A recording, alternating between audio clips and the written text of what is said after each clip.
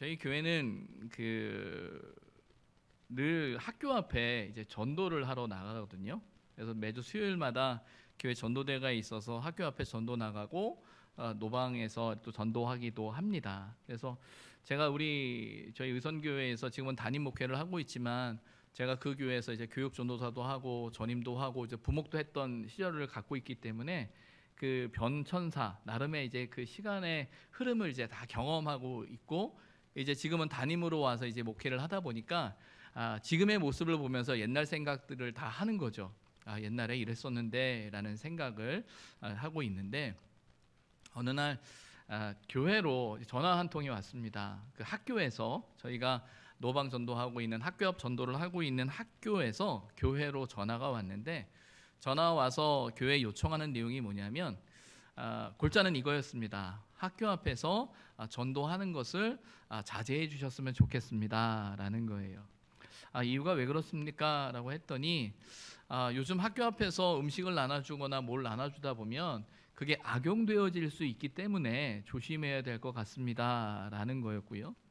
이 주제에 대해서는, 이 부분에 대해서는 저희도 이제 공감이 돼서 그럴 수 있겠구나. 세상이 많이 악하고 좀 어렵다 보니까 이것을 악용하는 사람들이 있다라는 걸 또 뉴스를 통해서 듣다 보니까 조심스러운 마음이 들어서 더 지혜가 좀 필요하겠다라는 생각을 하게 됐어요. 또 그러다가 또 계속 그분이, 선생님이 얘기하시기를 뭐라고 얘기하냐면 마지막에 가서 이렇게 이야기하는 겁니다. 요즘 어린 아이들에게 복음을 전하고 교회에서 전도하고 하는 것은 우리 아이들이 아직은 어리기 때문에 이런 부분을 판단할 수 없어서 아이들에게 전도하고 학교 앞에서 전도하는 것은 바람직하지 않을 것 같습니다 라는 게 선생님 의견이었어요. 그래서 제가 첫 번째 의견에 대해서는 공감이 되고 이해가 되었지만, 두 번째 선생님의 말씀 앞에서는 제가 딱 고민이 되기 시작했어요. 그래서 제가 이 이야기를 저희 담당하는 교육자를 통해서 전해 들었었는데, 제가 그 교육자에게 뭐라고 얘기를 했냐면, 학교에 전화해서 지금 선생님이 말씀하신 그 이야기가 개인의 판단이신지 아니면 학교의 정책인지 좀 확인해 달라고 부탁을 했어요. 그래서 학교에 전화를 했더니 학교 선생님이 하시는 말씀은 제 개인의 의견이 아니고 학교의 정책입니다 라고 이야기를 하는 거예요. 제가 왜 이 질문을 그 선생님께 다시 들었냐면, 그 선생님이 말씀하시는 똑같은 이야기를 제가 10년 전에 중국 심양이라는 곳에 갔을 때 그곳에서 선교사님을 통해서 그 교회에 대한 이야기를 들었기 때문이에요. 왜 그랬냐면, 그 중국 심양에 가면 동관교회라는 곳이 있습니다. 이 동관교회라는 곳은 어떤 교회냐면, 우리에게 한글 성경을 처음으로 전해준 존 노스라는 영국 목사님이 계시거든요. 그 목사님이 한국에 오기 전에 중국 심양에 동관교회를 개척하시고 교회를 세운 거예요. 전통 있는 교회죠. 역사가 있는 깊은 교회입니다. 제가 그 교회를 가서 깜짝 놀랐는데, 여러분 아시겠지만 중국은 공식적으로 교회는 인정되지 않아요. 근데 인정되는 게 하나가 있는데 삼자 교회라는 교회만 인정이 됩니다. 그러니까 그 공산국 사회주의 안에서 인정되어지는 교회가 삼자 교회인데, 그 동강교회도 삼자 교회 중에 하나예요. 10년 전에 그 동강교회의 그 교인 성도수가 제가 듣기로는 한 3만 명이라고 이야기를 들었습니다. 상상이 안 가죠. 근데 중요한 거는 3만 명이 들어갈 만한 교회 규모는 아니에요. 그런데 3만 명이래요. 근데 이곳에서 어떻게 3만 명이 예배를 드립니까? 라고 질문을 했더니 그 선교사님이 안내를 해주시면서 어떤 창고의 문을 여는데, 그 창고에 뭐가 쌓여져 있냐면, 여러분 낚시할 때 쓰는 조그마한 접이식 의자 아십니까? 그 의자가 정말 산더미처럼 쌓여져 있는 거예요. 그래서 주일날 되면 일찍 오는 분들은 본당에 들어와서 앉지만, 그렇지 못한 사람이 태반이기 때문에 그분들이 그 의자를 하나씩 가지고 교회 구석구석 계단에 다 앉아서 예배를 드린다는 거예요. 그러고 나서 이렇게 보다 보니까 교회 외벽에 시멘트로 되어져 있는 외벽이었는데, 외벽 모퉁이에 한쪽이 아주 시커멓게 창틀빛이 시커멓게 되어져 있는 거예요. 근데 선교사님 왜 저렇게 시커멓죠? 라고 물었더니 하는 말이, 사람들이 본당에 들어가지 못하고 밖에서 예배를 드리다 보니까 그곳에 손을 얹고 기도한다라는 거예요. 제가 본당에는 못 들어가도 내가 이곳에서 교회에 손을 얹고 간절히 기도하는 그 기도에 손을 얹었던 곳이 새카맣게 때가 탄 거예요. 제가 그 모습을 보면서 얼마나 깜짝 놀랐는지 몰라요. 그리고 얼마나 많이 은혜를 받았는지 모릅니다. 그런데 그 삼자교회가 특징이 있어요. 어떤 특징이 있냐면 삼자교회는 공식적으로 교회학교를 인정하지 않습니다. 공산국가에서, 사회주의 국가에서 삼자교회에서 교회학교를 인정하지 않는데요. 왜 인정하지 않습니까? 라고 물었더니 아까 그 교사 선생님이 하신 말씀과 똑같은 이야기를 선교사님이 하신 거예요. 아직 아이들이 어리기 때문에 아이들에게 복음을 전하거나 성경을 가르치는 건 아이들이 판단력을 가질 수 없어서 바람직하지 않은 것이다 라는 것이 그 사회주의 공산국가 안에서의 교회 학교에 대한 이해였던 거예요. 그런데 그 동강교회라는 데는 교회 학교가 있었어요. 그럼에도 불구하고 이 교회는 교회 학교가 있고 아이들에게 성경을 가르칩니다 라고 하는 교회였어요. 제가 그때 2014년이었는데 그때 그 이야기를 들으면서 제 마음속에 이렇게 새기고 있었고 기억하고 있었는데 10년이 지나서 그 똑같은 이야기를 한국에서 듣고 제가 얼마나 깜짝 놀랐는지 모릅니다. 여러분은 어떻게 생각하실지 모르겠지만 더 놀라운 건 뭐냐면 그런 이야기가 이제 우리나라 한국 사회 안에서도 통한다라는 거예요. 사람들이 생각할 때 그래 학교 앞에서 전도하는 거 그래 바람직하지 않아. 아이들이 어린데 그들에게 복음을 전하고 성경을 가르치는 건 아이들이 뭔가를 판단할 수 있는 능력이 없으니까 안 되는 거 아니야 라고 더 이성적으로 더 합리적으로 생각하고 있다라는 거예요. 이게 오늘 우리 아이들이 다니는 학교의 모습이라는 거예요. 그래서 제가 그런 생각을 하면서 우리 아이들을 생각해 봤어요. 교회 다니는 우리 아이들이 있을 거 아니에요? 그럼 학교 가서 수업을 듣고 앉아 있습니다. 그런데 선생님이 광고하실 거 아니에요? 학교 앞에서 누가 뭐 나눠주면 받지 마세요. 학교 앞에서 혹시 교회에서 뭘 나눠주거나 먹는 거 받으면 받지 마세요. 학교 앞에서 교회 다 오라고 이야기하면 여러분 듣지 마세요. 할 거 아니겠습니까? 하나님을 믿는 교사도 있고 믿지 않는 교사도 있겠지만 특별히 믿지 않는 교사들 입장에서는 어떤 특별한 감정보다는 그냥 전달 사항이니까 전달하지 않겠습니까? 그런데 문제는 교회 다니는 친구들이 선생님이 말씀하신 그 광고를 이렇게 들을 때 어떤 생각을 하겠냐라는 거예요. 그 이야기를 들으면서 나 교회 다니는데? 내가 교회 다니는 게 잘못된 건가? 뭐가 문제가 있는 건가? 왜 선생님이 저렇게 말씀하시지? 학교 앞에서 전도하시는 그 분을 보면 우리 전도사님이고 우리 권사님이고 우리 교회 선생님인데 왜 못하는 거지? 왜 하지 말라고 그러는 거지? 하면서 그 경험을 하는 순간부터는 그 친구들은 학교에서 자기가 교회 다닌다라는 것에 대해서 말하기 힘들 거예요. 부끄러울 거예요. 때로는 왜 이렇지? 라는 생각 앞에서 또 무엇보다 그런 이야기를 선생님이 광고한 나머지 교회 다니지 않는 친구가 교회 다니는 친구에게 뭐라고 이야기했겠어요? 야, 교회 다니는 거 이상한 거래, 나쁜 거래, 교회에서 뭐 나눠주는 거 좋지 않은 거래라고 말하는 순간 아이들 입장에서는 무언가를 정확하게 믿음이라는 영역 안에서 배워가고 있는 상황이다 보니까 얼마나 그 마음 앞에 도전이 되겠습니까? 자기는 어릴 때부터 태어나서 엄마 뱃속에서부터 교회 다니기 시작하고 그냥 엄마 아빠 따라서 다녔던 교회인데 갑자기 교회를 다니는 자신을 바라보는 학교의 시선, 선생님의 시선, 친구들의 시선이 다르다는 걸 느꼈을 때 그 마음이 어떻겠냐라는 거예요.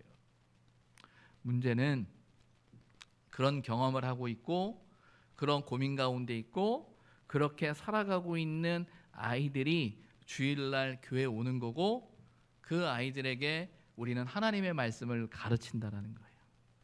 그러면 그 아이들 속에 하나님의 말씀이 하나님의 말씀으로 들어오고 그 말씀을 들으면서 그렇지라는 확신이 그의 마음에 더 크게 작용할까? 아니면 학교에서는 이렇게 이야기를 했는데 교회에서는 또 이렇게 이야기해라라는 생각 안에서 어떤 고민을 할까라는 고민이 저의 고민이고 우리가 이 시대에 아이들에게 복음을 가르치고 특별히 교회 학교에서 특별히 여름 사역을 준비하면서 우리 아이들이 하나님의 은혜를 경험하고 하나님을 만나기를 우리는 간절한 마음으로 기도하고 애통하면서 눈물을 흘리면서 준비하고 노력하는데 아까 우리 기도하셨던 부장 집사님이 말씀하신 것처럼 우리가 만반의 준비를 다 하는데 막상 아이들의 경험은 아이들의 현장은 우리가 생각하는 것과는 전혀 다르다라는 것이 현실인 거예요.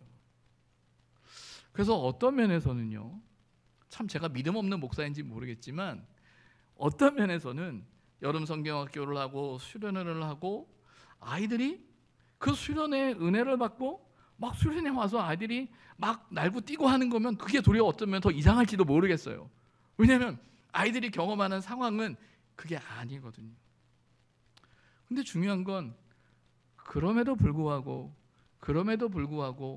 우리가 아이들에게 복음을 전하고 하나님의 말씀을 가르치는 그 일을 내려놓을 수 없는 게 저와 여러분이잖아요. 특별히 선생님들이시고 또 그 시대를 살아왔고 어려운 시대를 살아오면서 그래도 하나님 믿고 하나님 의지하고 말씀대로 살아야만 된다라는 그 삶의 경험을 가지고 있는 저와 여러분에게는 이 문제가 우리한테 너무나 심각한 거예요. 한 명이라도 포기할 수 없는 그 간절한 마음을 가지고 우리는 몸부림치고 있는 게 오늘날 교회학교 교사들의 고민이고 오늘날 한국교회가 가지고 있는 신앙적인 도전이고 정말 다음 세대가 어떻게 될 것인가라는 그 문제 앞에서 고민할 수밖에 없는 현실이라는 거예요. 이런 상황 안에서 우리는 여름 성경학교를 여름 수련회를 진행하고 있죠. 여러분 또 우리 이 성도 교회 안에서도 이제 부서 사역이 계속 진행되고 있다라는 말씀을 또 이제 광고를 통해서도 보았고 저희 교회도 어제 유치부 성경학교가 마치고 또 이번 주에는 또 초등부하고 이제 청소년부가 성경학교 수련회를 하고 있는 과정을 이제 보면서 야, 잘 돼야 되는데 어떻게 해야 되나 하면서 마음 졸이고 있고 기도하고 있는 게 사실이에요. 이런 상황 안에서 우리가 어떻게 이 믿음의 자리를 지켜가고 이 어려운 상황 앞에서 우리가 하나님을 의지하면서 살아갈까라고 할 때 참 막막한 게 사실입니다. 하나님이 돕지 않으시면 하나님이 하지 않으시면 안 된다라고 고백할 수밖에 없는 게 현실이에요. 그런 면에서 오늘 우리가 읽은 이 시편 126편의 말씀은 두려울 수밖에 없고 떨릴 수밖에 없고 막막할 수 없는 우리의 삶의 현장 앞에서 그래도 우리가 붙들어야 될 것이 무엇인가, 그리고 이 믿음 가운데 우리가 어떻게 살아야 할 것인가를 우리에게 말씀하고 있는 내용이 시편 126편의 내용입니다. 이 시편 126편의 내용의 표제어는 그러니까 이 시편이 가지고 있는 주제에는 성전에 올라가는 노래다라고 되어져 있어요. 성전에 올라가는 노래다라는 이 말씀은요, 성전에 올라가면서 그들이 고백하고 그들이 부르는 노래다라는 거예요. 그래서 성전을 향해서 올라가는 그들의 마음속에 성전을 향한 기대와 기쁨과 감격 속에 그들이 가지고 있는 찬양, 그들의 고백, 그들의 믿음의 고백이 이 시편 속에 담겨져 있는 거예요. 성전에 올라가는 노래의 특징이 그거예요. 그런데 오늘 시편 126편을 시작하면서 이렇게 이야기하죠. 여호와께서 시온의 포로를 돌려보내실 때에 우리는 꿈꾸는 것 같았도다라고 되어져 있습니다. 이 126편의 주제, 성전에 올라가는 그 주제 고백 속에서의 그들의 고백의 핵심의 기억은 뭐냐면 바벨론 포로에서 돌아올 그때를 기억하는 거예요. 중요한 건 이스라엘이 바벨론의 포로로 568년에 예루살렘이 멸망하게 된 이후에 바벨론으로 포로로 끌려갈 때 막막했어요. 나라가 없어지고 성전이 무너지고 상상도 할 수 없는 일이 다 벌어진 거예요. 바벨론으로 포로로 끌려가는 순간 우리가 다시 돌아올까라는 건 아무도 상상할 수 없었어요. 그런데 오늘 성경의 고백은 뭐냐면 여호와께서 시온의 포로를 돌려보내실 때에 우리는 꿈꾸는 것 같았도다라고 말합니다. 어떤 의미예요? 꿈도 꾸지 못했던 일이라는 거예요. 상상도 하지 못했다라는 일인 거예요. 이제 우리나라는 이렇게 끝나고 예루살렘의 성전도 무너지고 다 고향을 떠나온 이 마당에서는 도저히 내가 그곳으로 돌아간다라는 거 상상도 하지 못하는 일이었다라는 거예요.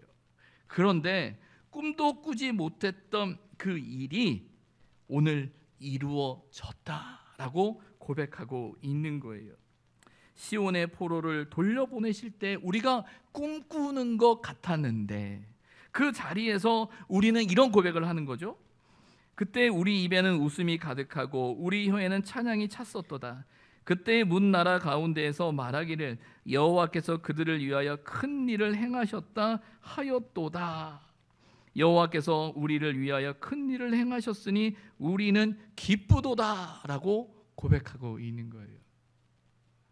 성전에 올라가는 그 걸음 속에 그들의 기억은 바벨론 포로에서 돌아왔을 때의 그 감격을 노래하는 거예요. 내가 이 성전을 향해서 올라가는 걸음 속에서 야, 이 일이 얼마나 대단한 일이고 이 일이 얼마나 은혜로운 일이고 무엇보다 바벨론 시대를 생각했을 때 도저히 우리가 예루살렘으로 돌아올 거라는 건 꿈도 꾸지 못했던 그 시대가 있었는데 하나님께서 우리를 이렇게 하셨구나. 얼마나 기쁘고 얼마나 감사하고 얼마나 행복하고 얼마나 놀라운 일인가라는 것을 성전에 올라가면서 그 고백을 하고 있는 거예요. 여러분, 이스라엘이 어떻게 다시 바벨론 포로를 끝내고 예루살렘으로 돌아왔을까요? 바벨론에서 어떤 일이 있었나요? 그들이 어떤 독립운동을 했었나요? 그들이 전쟁을 해서 메대와 바사 국가에서 싸워서 이겼나요? 성경에 보면 이스라엘이 다시 바벨론에서 예루살렘으로, 메대와 바사라는 나라에서 예루살렘으로 돌아올 때 예루살렘의 유다인들의 이스라엘의 모습은 나오지 않습니다. 성경에 에스라 1장 1절에 보게 되면 그 바벨론 포로에서 돌아오는 그 장면에 대해서 성경은 뭐라고 설명하고 있냐면 이렇게 말하고 있습니다.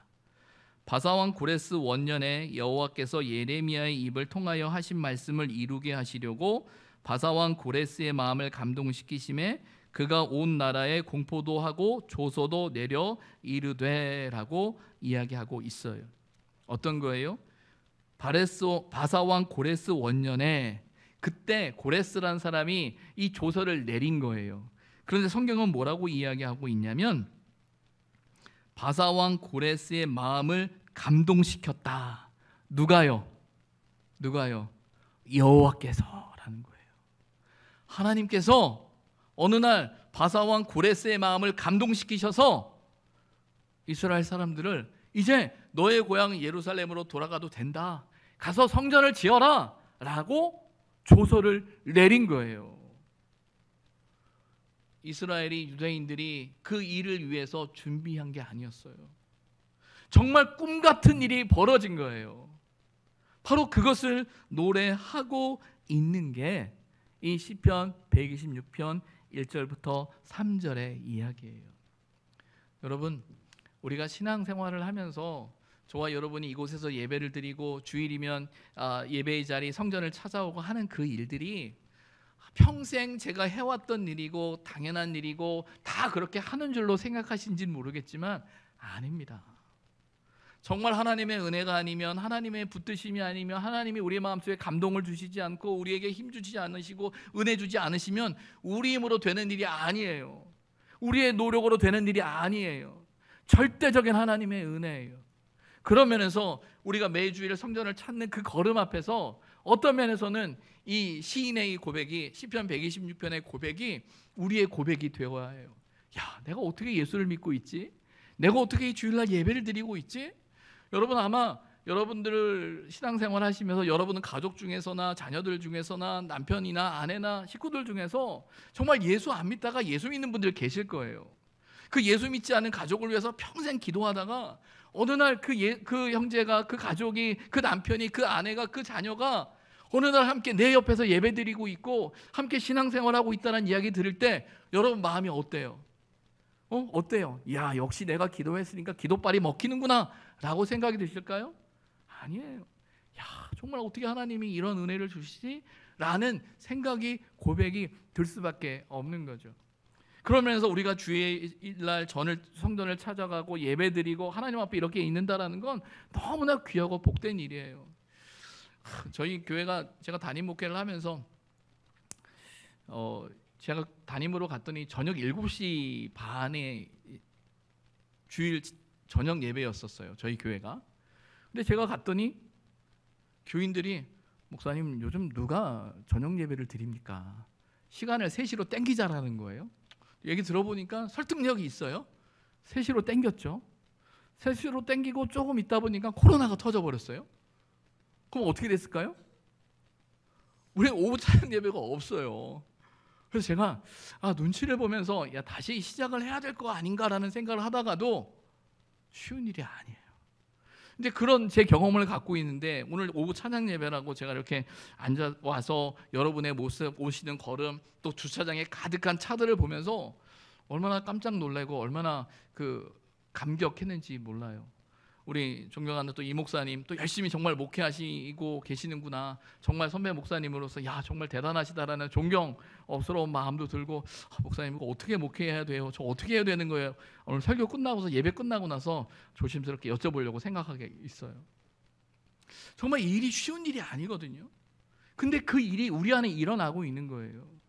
여러분들이 이 일을 감당하고 이 자리를 지키고 하는 부분에 있어서 당연한 일처럼 생각하실지 모르겠지만 당연한 일이 아니에요. 하나님의 구원의 역사와 하나님의 놀라운 은혜 가운데 있다라는 사실을 기억하고 하나님이 하고 계시는구나라는 그 믿음을 가질 때 우리는 더욱더 담대하게 나아갈 수 있는 거예요. 근데 중요한 건 시인의 고백이 1절부터 3절로만 끝나는 게 아니에요. 4절에 이렇게 고백을 하잖아요. 여호와여 우리 포로를 남방 시내들 같이 돌려 보내소서라고 되어져 있어요. 3절까지는 찬양이라면 4절에는 기도예요. 자신들이 경험했던 신앙의 자리, 바벨론 포로에서 돌아오는 꿈꾸는 것 같았던 하나님의 은혜와 감격을 경험했던 그들이 기도해요. 뭐라고 기도하는 거냐면 우리의 포로를 남방 시내들 같이 돌려보내소서. 오늘 본문의 이 4절의 핵심은 뭐냐면 남방 시내들 같이라는 거예요. 이 남방 시내들 같이라는 말의 의미를 조금 더 쉽게 이해하시기 위해서 제가 아주 짧은 영상을 준비를 했거든요. 19초짜리예요. 그래서 눈 깜짝할 새에 지나갈 수 있으니까 정신 제대로 차리시고 보셔야 됩니다. 잘 보셔야 돼요. 저도 지금 여기 잘 보이나요? 네, 틀어주세요. 소리가 나오나요?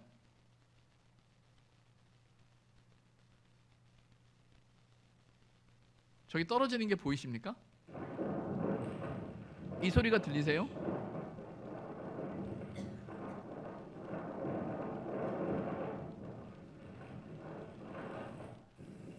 됐습니다. 네, 됐어요. 우와, 끝났네. 이 영상이 어떤 영상이냐면요, 오늘 본문에 나오는 남방 시내에 대한 영상이에요. 남방 시내라는 말은요, 이스라엘 그 유대 땅 남쪽 지역에 네게브 사막 지역이라고 있어요. 거기는 정말 사막 지역이에요. 물이 없어요. 그래서 우리가 사회 시간이나 지리 시간에 배운 것 중에 하나가 거기에는 물이 흐르지 않는데 물이 흘렀던 흔적이라고 해서 와디라고 해서 건천, 마른 천의 흔적만 있다라고 이제 배웠던 기억이 있어요.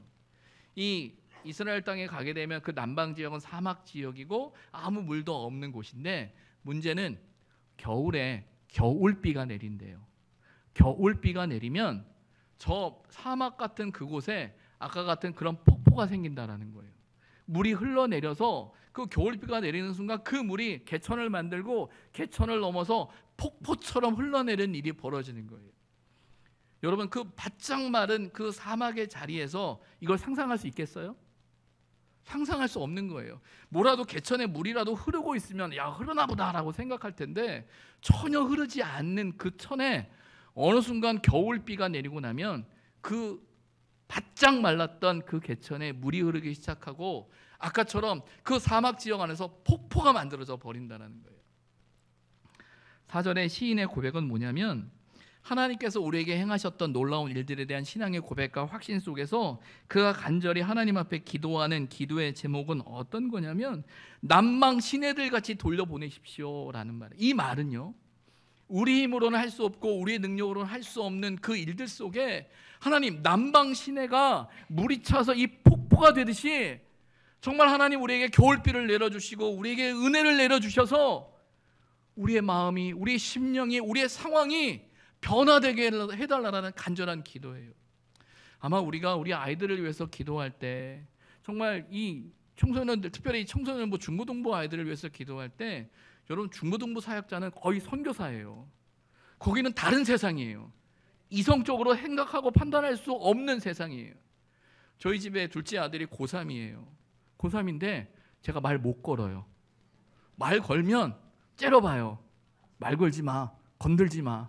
그럼 전 가만히 있어야 돼요. 가만히 있어야 되고 분위기 봐서 살펴서 조심스럽게 이야기를 해야 돼요.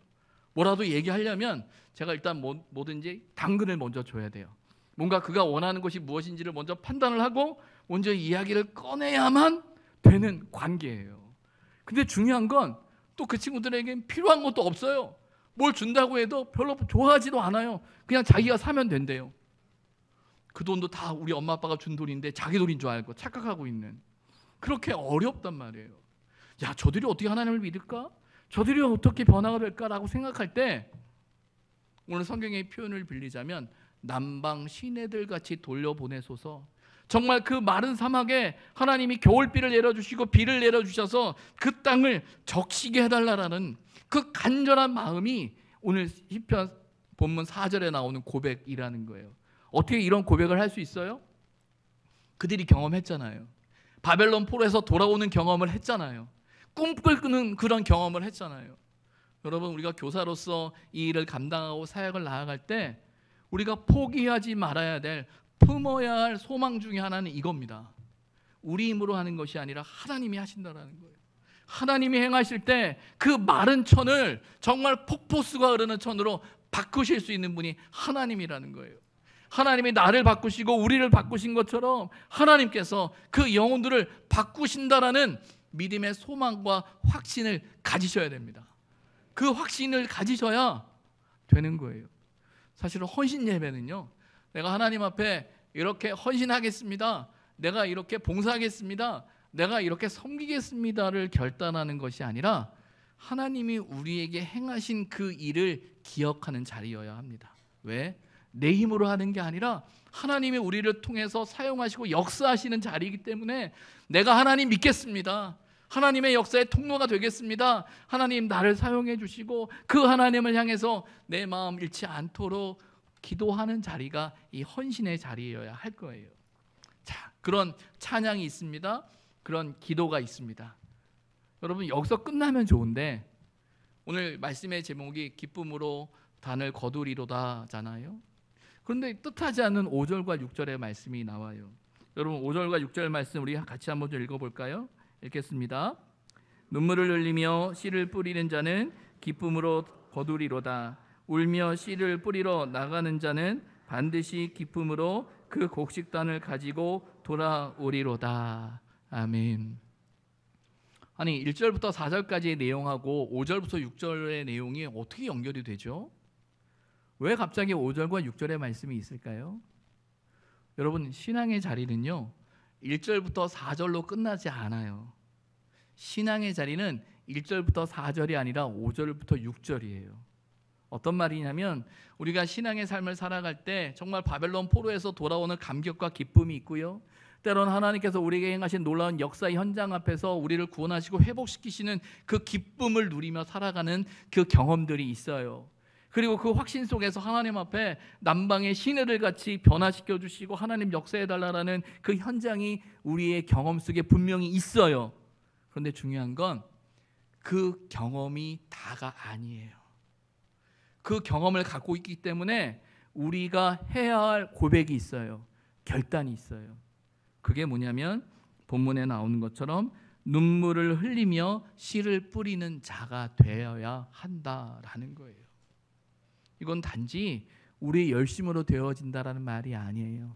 하나님에 대한 믿음, 하나님의 역사하심에 대한 믿음이 있기 때문에 그 믿음 속에서 그러면 그 믿음을 가지고 어떻게 할 것이냐라고 할 때 눈물을 흘리며 씨를 뿌리는 거예요. 여러분, 왜 눈물을 흘리죠? 씨를 뿌리는데 왜 눈물을 흘립니까? 왜 그렇죠? 하기 싫은 일을 하니까요? 너무 하기 싫은데 이걸 하라니까 눈물이 나는 건가요? 눈물을 흘리며 씨를 뿌린다라는 건 씨를 뿌릴 때마다 열매가 나고 뿌릴 때마다 결과가 나온다면 행복할 거예요. 그런데 문제는 어때요? 씨를 뿌리지만 두려워요. 씨를 뿌리지만 열매가 날까라는 걱정이 있어요. 씨를 뿌리지만 걱정이 앞서는 거예요. 될까? 여러분, 교사들, 저희 교회 교사들도 마찬가지인데 너무 걱정하고 염려하고 지쳐가는 모습을 봐요. 왜 그러냐면 목사님, 저희가 아무리 해도 아이들이 안 들어요. 변하지 않아요.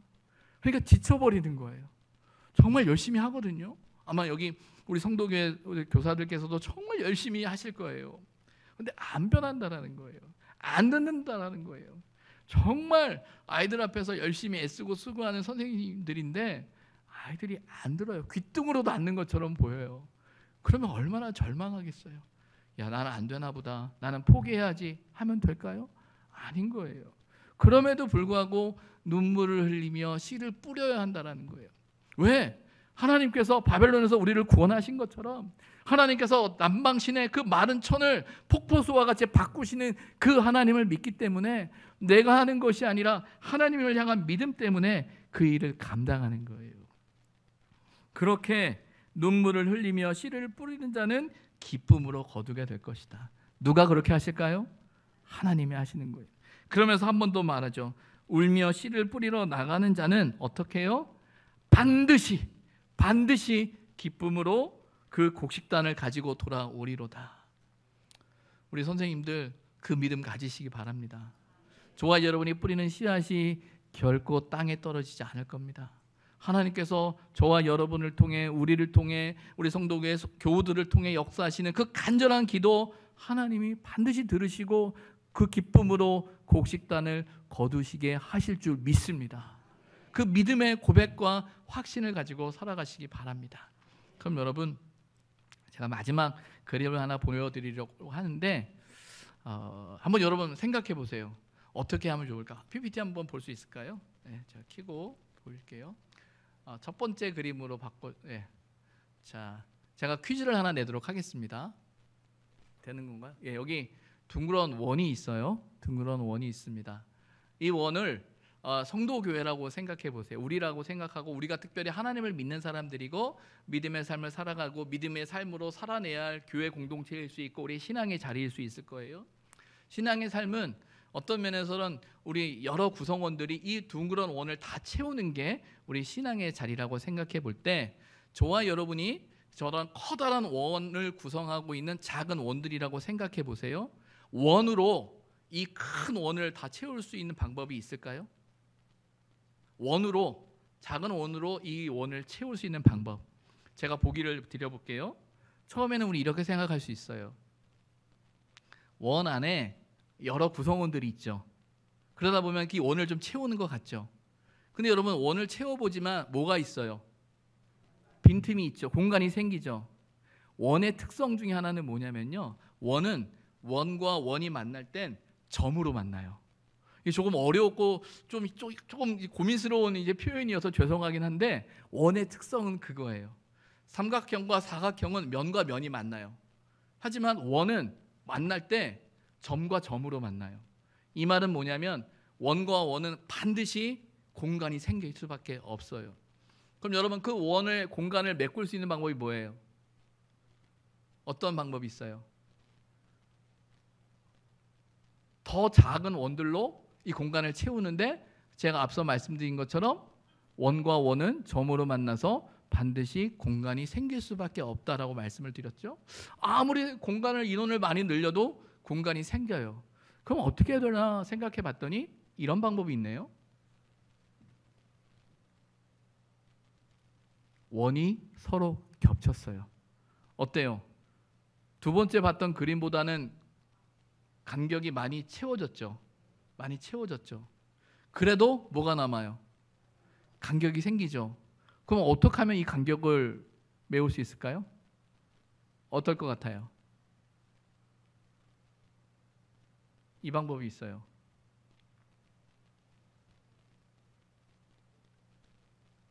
채워졌습니까?